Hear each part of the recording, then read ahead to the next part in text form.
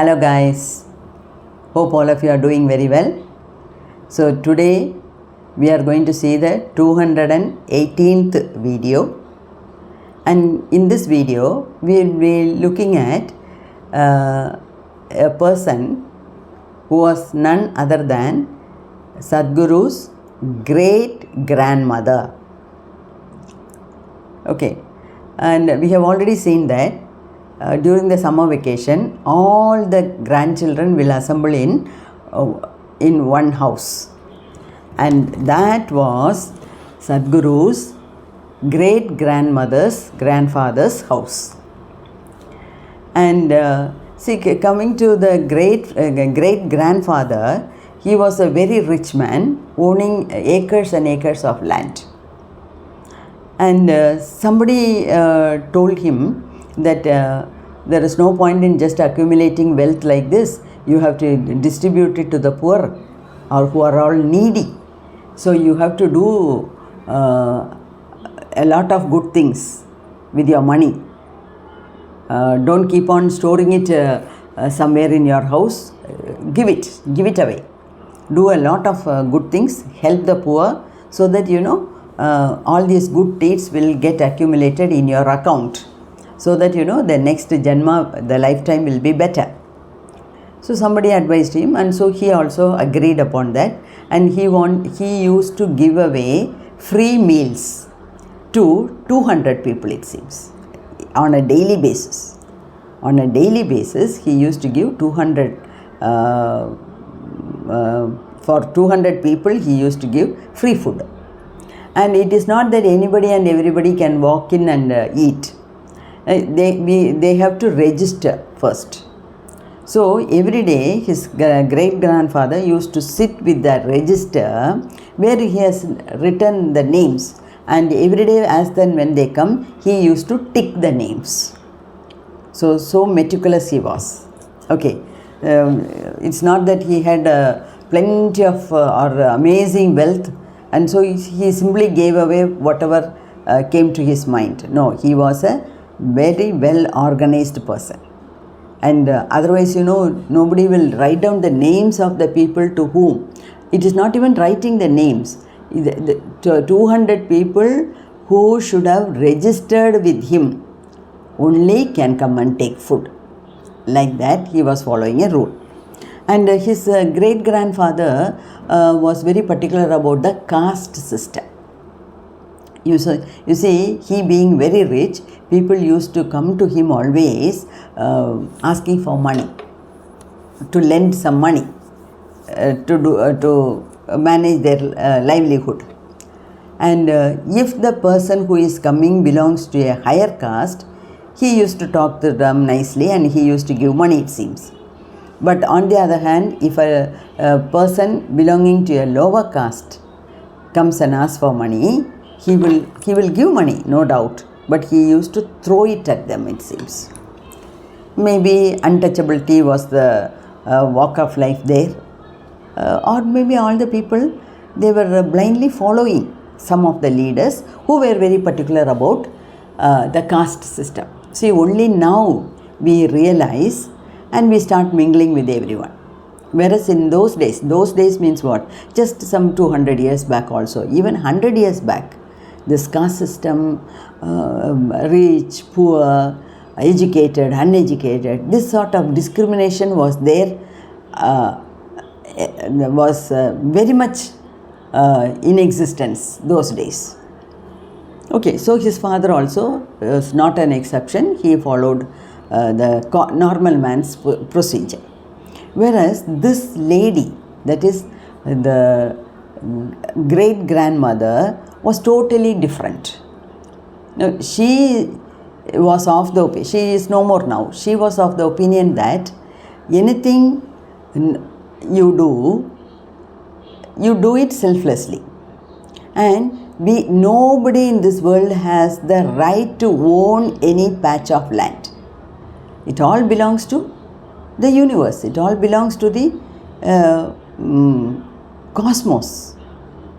So she used to say, it seems, all that is given, all that is meant for us in this world on earth will be 6 into 3 feet of land. More than that, nobody can possess. What is that 6 into 3 feet? That is, at the time of death, they either cremate or they dig the mud and keep the dead body there and bury it. Whatever it is, all that the dead body required was just 6 into 3 feet of land. So, she actually constructed a small temple in the land of somebody else. Her husband had acres and acres of land, but she never bothered to have that or possess that or feel very proud of that. Nothing of that sort. She never minded her husband making so much of money. And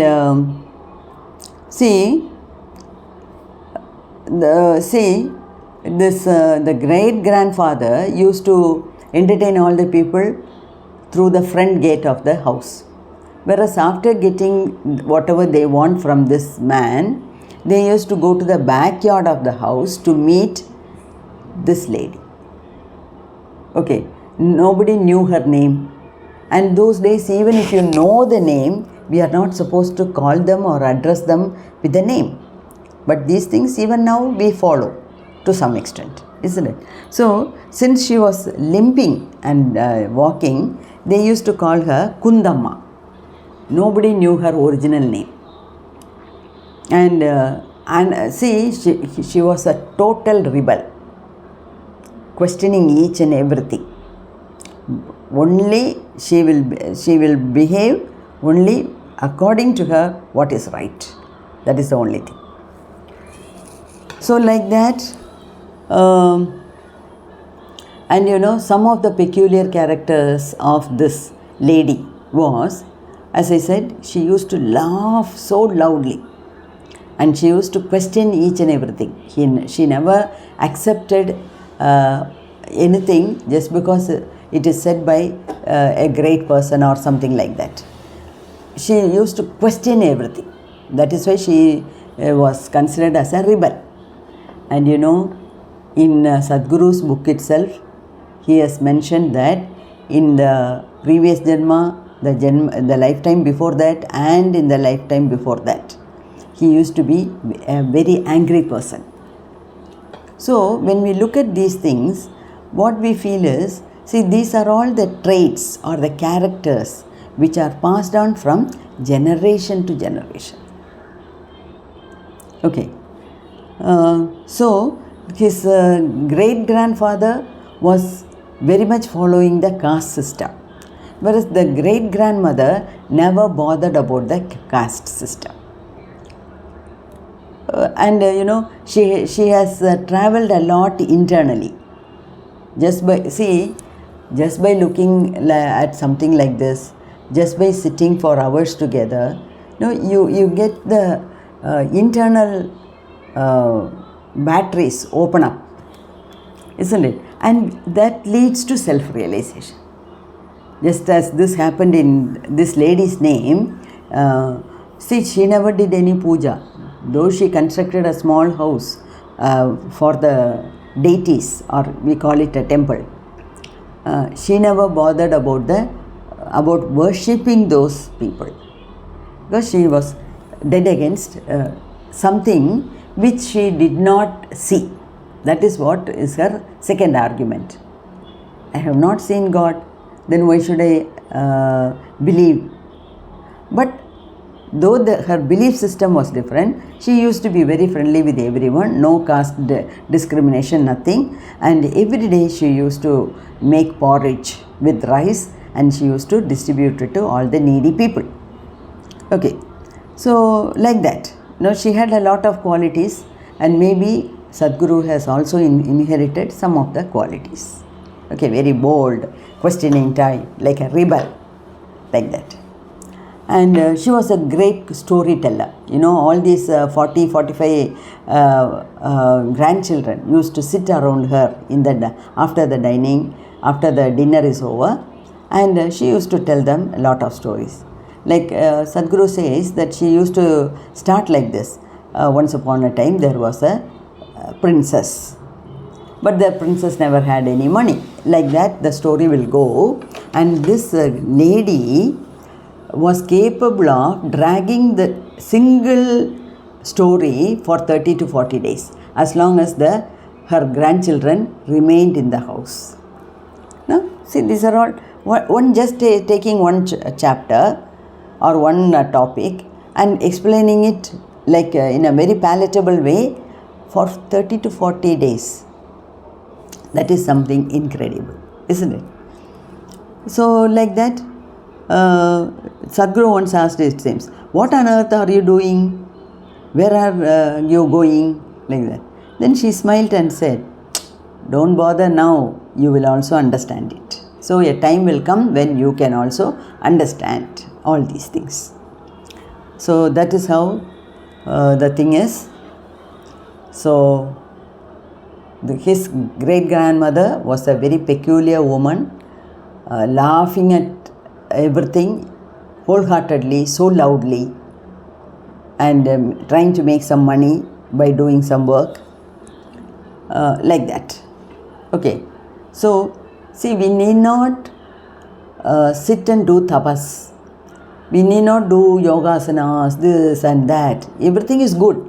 All are designed or created to give good health to us.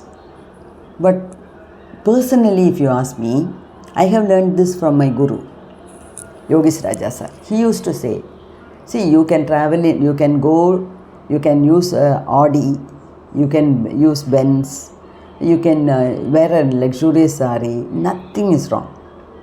Nobody is going to find fault with you. But only thing is, you should have the habit of helping others. Helping tendency must be there. Okay, so that is what she used to do, a lot of such charity work, it seems. So like this, she is talking very high about the characters of his great grandmother.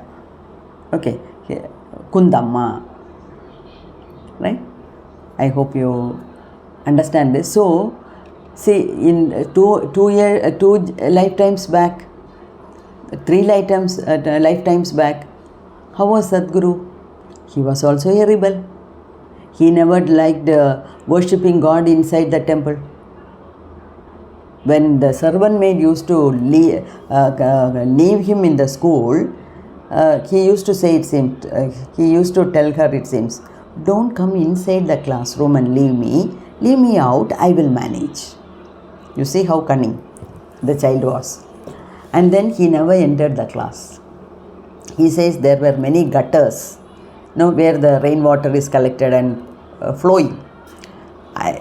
I will ask my servant maid to leave me near the gutter. After she goes, he used to enjoy the small insects, snakes, poisonous and non-poisonous snakes, lizards, that is water lizards, like that.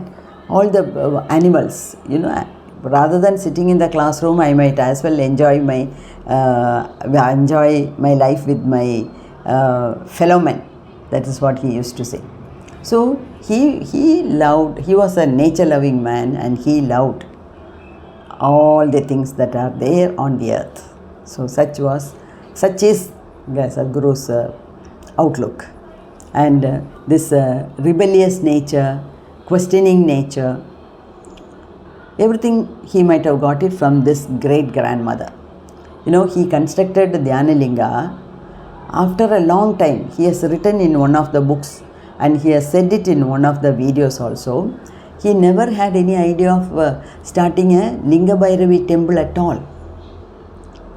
Now thousands of people, they go to the temple, Linga Bhairavi temple. They offer so many things. But as far as Sadhguru is concerned, he used to say, Dhyanalingam alone is enough. But I felt that many are unable to visualize about the chakras in the temple. So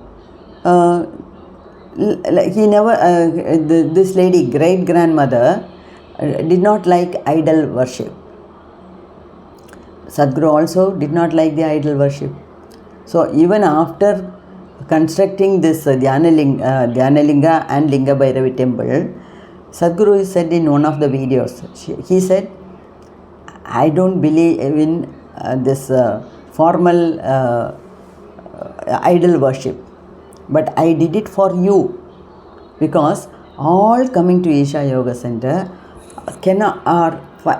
are unable to identify themselves or connect with the Dhyanalinga. They still want, he realized that many people still wanted to have the worshipping methodology. So for the sake of those people only, he constructed a good temple with the deity Linga Bhairavi. So this lady also was very rebellious and she never used to go to any temple. Okay, so like that, he talks about his great grandmother, about her laughter, the way she entertained everybody irrespective of their caste and creed, the ability to laugh out so widely. And one more thing he says, this great grandmother started chewing tobacco at the age of 14, and for 99 years she had been continuously using this tobacco, chewing tobacco. But cancer did not leave her also. We know chewing tobacco will lead to cancer in the mouth. Like that, at the age of 111, at the age of 111, she got throat cancer. And in the age of 113, she passed away. So, a person to stand so strongly in the family and to live for 113 years is something commendable, isn't it? She has seen the death of her children and some of her grandchildren also, but she survived. Okay, so we can assume that some of the qualities of his great grandmother have been passed on to him also, isn't it? So this is how characters are passed on, either through various experiences in all your previous lifetimes, and also from our ancestors. Okay, so I hope you are able to connect the dots here and there. I hope you have enjoyed the video. Let us see a different topic in the next video. Stay tuned for the next video. May God bless you all.